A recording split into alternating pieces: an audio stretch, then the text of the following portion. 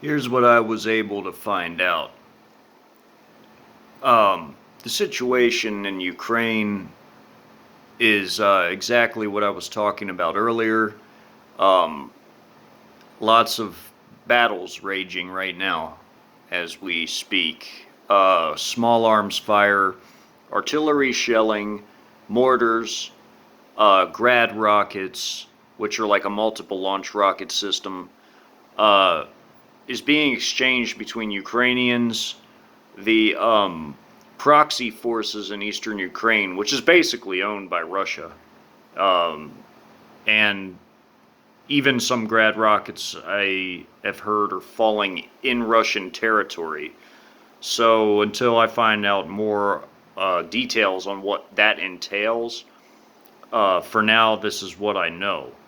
Um, it is a precarious situation because in that southern military district adjacent to Ukraine and southern Russia, you have roughly it's 32,700 Russian soldiers organized into battalions, um, which I guess in Russia is similar to like the concept of an American brigade combat team, even though a battalion is a smaller sized unit.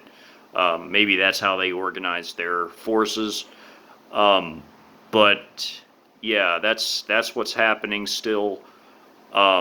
And while that's going on, you have the CIA Mockingbird media carrying out more staged events at the Capitol because I guess they're really trying to detract from having to cover real news like this. This is a potential to mushroom into something much larger, like a world war.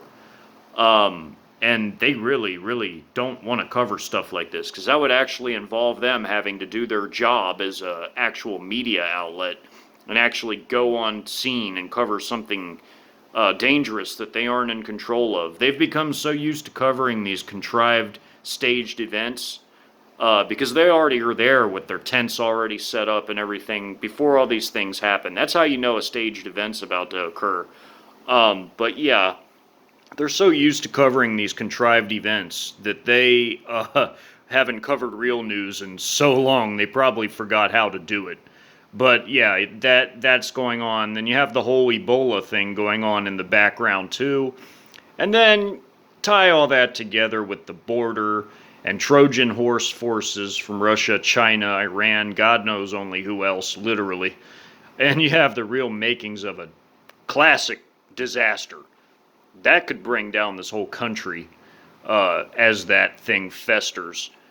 But yeah, you have all that going on.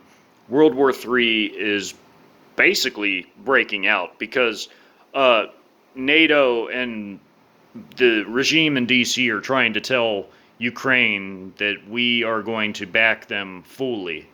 And all that's doing is sticking a finger in the eye of Russia and flipping them a bird with the other hand. So, yeah, folks, it could get really, really, really dicey soon.